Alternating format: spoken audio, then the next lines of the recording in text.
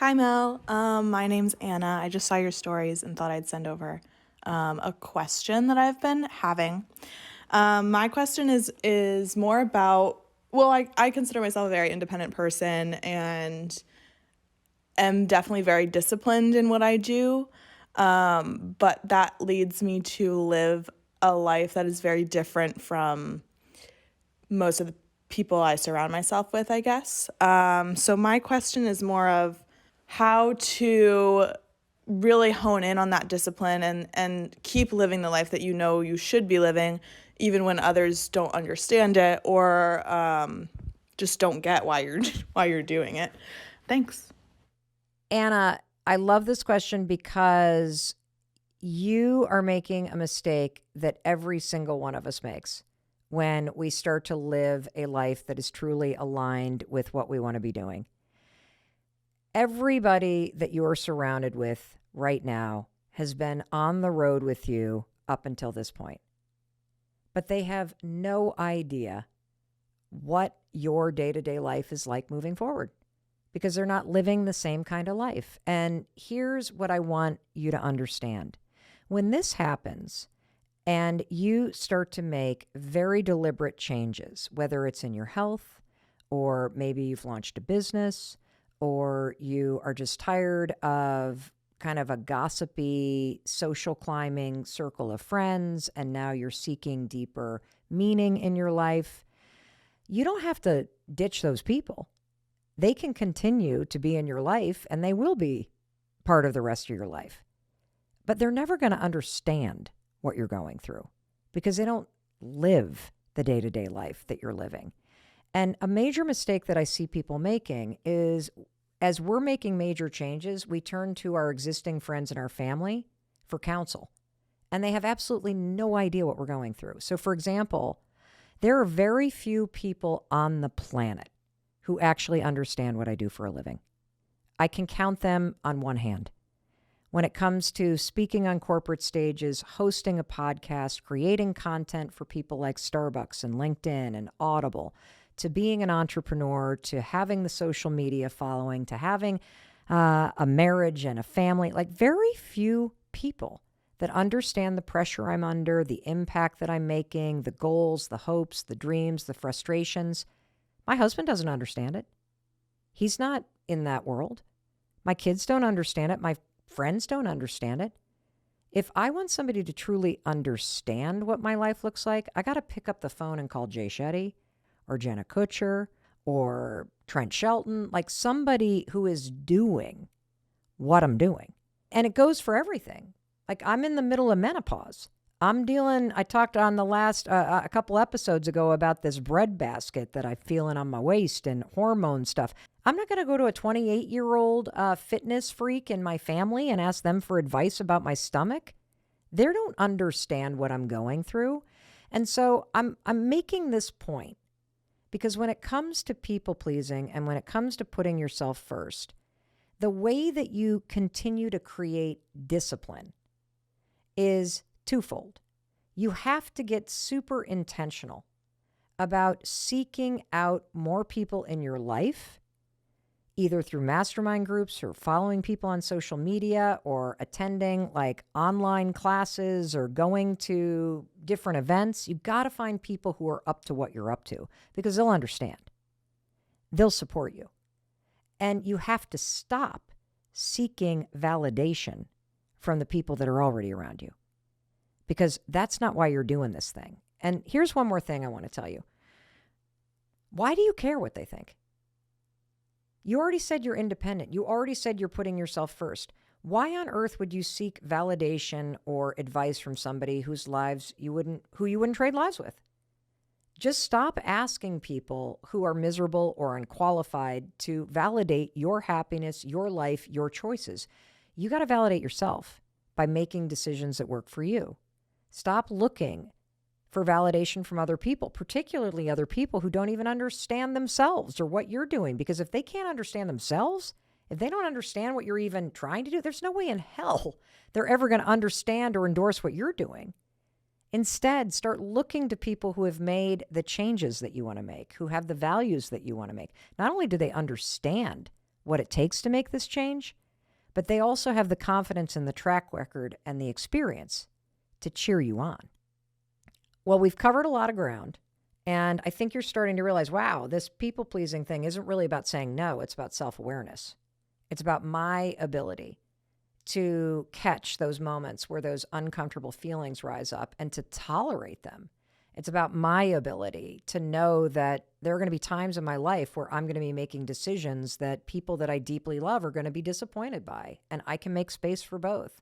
There are going to be times in my life where I'm pursuing a change in my lifestyle that nobody around me understands, nobody else is pursuing, and I got to stop this default of seeking validation and advice from the people who don't understand what I'm doing.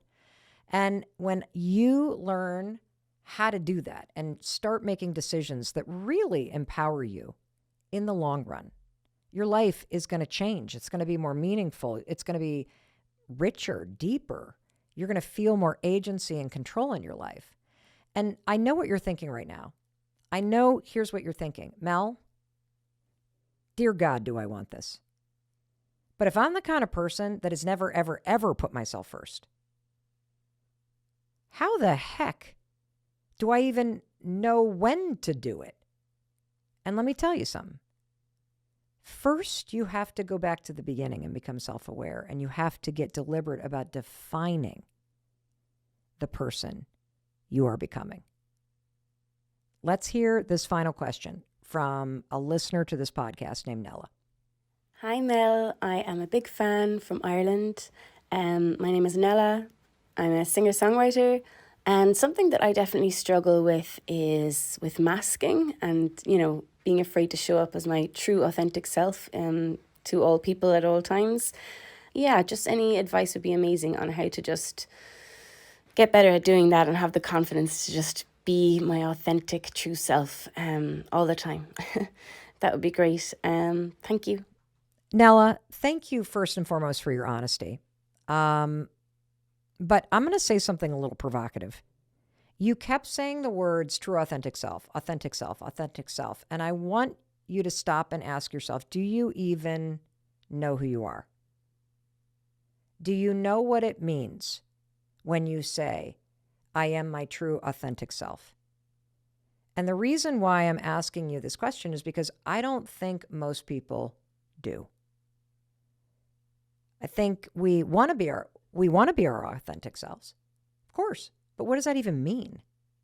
Listening to your question, it reminds me when I was writing The High Five Habit, there was a woman who wrote to me from Ireland, and I ended up getting on the phone and then on a Zoom call, and I spent a lot of time talking to her, and she is in the book. And I want to bring this up because I want to make a point about the pressure that we feel to conform. So in this example of the woman from Ireland, she was writing about the fact that she wanted to get a divorce. That is her true authentic self. Yet she had been delaying doing this for 7 years because of the pressure of the Catholic Church, because of the disappointment of her mother, because of what the priest might think, because of what the whole freaking country of Ireland might think. And so I'm highlighting this because for some of us, people-pleasing is even deeper than sort of this discomfort. It's the social norm. Like you wouldn't be caught dead in some cultures or in some religions or in some households veering from the norm. The pressure is so intense, it's just the air that you breathe. And for many people, that is the case. And so if that's you, you might not even know what the authentic you is because you have been told for so long by your country, by your religion, by your family, by the community you live in, by whatever, who you're supposed to be. And I'm going to give you a really important exercise. I want you to just imagine that you are a screenwriter, that you are about to write a movie about the real you. Write a character description and describe a day in the life of the real you. Remove the country you live in, remove the religion you grew up with or you didn't, remove the stories that you've been telling yourself or the pressure you feel or the disappointment or what other people think you should or shouldn't do. And write the story, a day in the life of who you are at your core. When you would wake up, where you would live, where you would go, what kind of work you do, what kind of friends that you have. What are your habits? What do you love doing? Who are you laughing with? This is such an important exercise because, again, remember, I told you that people pleasing, it's a balance. And it begins with you truly knowing yourself. And if you don't really know who you are because you've always been told who to be and you've spent your life feeling like you do nothing but conforming, this is a really important step for you to take. Because people pleasing at its core is you believing the person that you are deep inside that it's not good enough. You're not good enough. And based on what we've talked about, you can start to change that. But you really have to go through the steps of getting curious about who you are for real. And if the idea of you having a conversation like I did with my dad, or you telling somebody that you're not coming over for dinner because you're tired, and that's the truth, or saying that, nope, you can't borrow my pickup truck again, I don't lend it out anymore. If that makes you really uncomfortable, here's a tool that you can use to start to experiment with that moment of discomfort. And the tool is called switch. And this comes from research. You don't have to say yes. You're going to go from saying, sure, I'll let you borrow my car, or sure, we'll come to Thanksgiving, or sure, I'll do that, or yes, yes, yes, yes, yes. Instead of saying no, switch it to a pause. I'll think about it. Let me check my calendar. I'll get back to you on that. When you switch your yes to a pause and you buy yourself some time, you're going to feel a little less pressure. For example, when you say, let me get back to you, 20 minutes later, you can email back and say, thank you so much for the invitation. I'm booked. Or send no over text if it's too hard to say it in person. Or say no over the phone if you don't want to say it to their face. But switching from feeling the pressure to say yes to putting yourself in a pause, that's what I want you to practice. Because if you can say, I'll get back to you, let me think about it. You got time to settle those uncomfortable feelings. Because remember, it's not about the other person. It's about you not being able to tolerate that discomfort that rises up. And then you immediately make the discomfort going away by going, oh, okay, fine, I'll do it. No. Switch into pause. Switch into pause. Because in that pause, you're going to find some peace. In that pause is where you're going to find that balance. And I'm going to give you one more quick little example about how this works.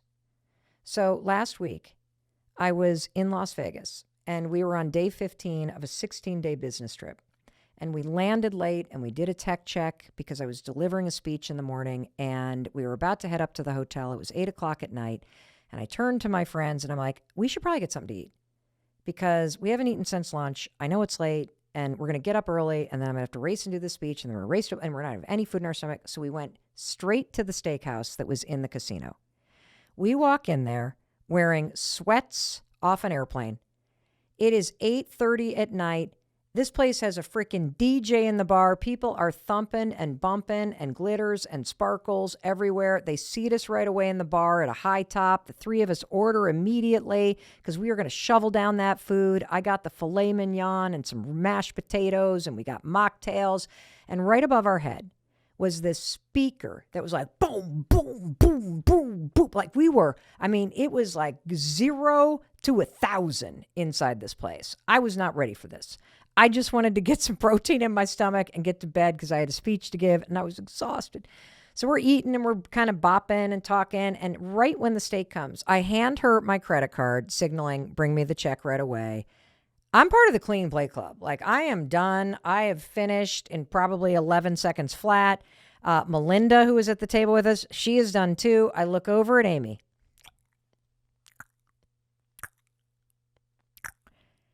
She is eating in slow motion. She is enjoying every bite. I think she is engaged in a mindfulness meditation with this steak and salad at this point. And as I assess what is left on her plate, I think, this is going to fucking take her 20 minutes to eat. It is 9:30 at night. I am exhausted. This is the moment I'm talking about, everybody. This is the balance. Because the wave of discomfort comes up in my body. I want to leave. I want to go to bed. And I don't want to be a douche. I mean, here, one of my closest friends is sitting here enjoying a salad. We've been on the road together. I'm like a ride or die kind of person. What kind of a jerk leaves their female friend alone at a high top in a bar with a salad that has 85% to go in terms of completion just because they're tired? I do. That's a joke. It's a balancing act. I said to myself, well, what's really going to serve me? And what's really going to serve me, because my number one job is to kill it in that speech tomorrow, is to ask Amy if it would be okay for me to go upstairs and just go to bed. And I felt that discomfort because the old Mel would have been like, I would have just sat there because it would be rude to leave somebody. And oftentimes we don't even ask. We don't even ask. And Amy's sitting right over there. So Amy, I want you to get on the mic because I rode the balancing act. I used the tools and I turned to her because a lot of this is also about the context and it's about how you say it. It's not what you're saying, it's how you say it. And so you don't have to be like, I'm leaving. Out of here, bitches. That's not what I said. I just said, Aim, would it be okay if I head upstairs and go to sleep? I'm exhausted. And Amy, what was your experience of this moment as I'm clean plating it and you've got probably 20 minutes left? Yeah, I mean, you're a fast eater. So that was number one. And I felt like when you asked me and you said, you mind if I go upstairs? I felt like, thank God, because I would not want her to sit and watch me and my llama eating habits, super slow and just savoring every bite. I wouldn't want that. I wouldn't want that to be the case. I want you to do you, and I want me to enjoy my salad and my steak. So when you noticed that my plate was clean, and so was Melinda's, yeah, and you still had 20 minutes to go, what were you feeling? Well, I'm often in this situation. I felt like I know what's going to happen next. They're going to want to leave, and I'm happy to do that. I felt really happy for you to get what you needed, and I needed to get what I needed. I wanted you to hear that, and this is why. You often don't even ask. And Amy was relieved that I asked because you know what? She doesn't want to sit there and feel pressure. She wanted to enjoy her salad, and that's exactly what she did. Melinda and I went upstairs. She sat there for another 25 minutes, bopping and weaving alone, having the best salad of her life without her annoying friends sitting there staring at her like she was some kind of a zoo animal. So we all won. Bottom line, people pleasing, it's not about the other people, it's about you. So notice when it comes up. Notice that discomfort. Find the strength to say no. I'm not going to sit here with this discomfort and do something that doesn't serve me. When you have the ability to recognize this and you have the ability to say no, I'm not going to just fall into line. No means that you're in charge of your life. No strengthens your self-discipline. No keeps your goals and your happiness front and center. It can make you stronger so that you change patterns and habits that don't serve you. Because when you don't say no, you're saying yes to something else. It is powerful. When you say no, I am not going to do that. I'm going to ride this uncomfortable wave and I'm going to do what works for me. And I'm going to know at the end that you can be disappointed and you're still going to love me, but I'm going to love myself a little bit more. Because every time you say yes to you, you are proving to yourself that you deserve to be happy. You deserve to have support. You deserve to go to bed in Vegas because it's late. And you deserve to have that room back because you need it. And you deserve to do things that really work for you. So starting today, start saying no. Start tolerating the discomfort. Switch your yes to a pause and put yourself back in charge. Your happiness, your life, it starts with you. Always, always, always, always. And I know you can do it. And I want you to do it. And you don't have to prove anything to me. You got to prove it to yourself. So today, when those uncomfortable emotions rise up and that balancing act, it is here. Do it. Do you. We're going to talk about people pleasing. And I am going to teach you the art and the science of putting yourself first. Wouldn't that be nice? It is so misunderstood. And so if you struggle with this and you often feel like your own wants or needs don't matter, or you tend to bend yourself into knots around other people, or you find yourself having a really hard time just being yourself or saying what you really want to say, you're not alone. And you're going to get all kinds of awesome tools today.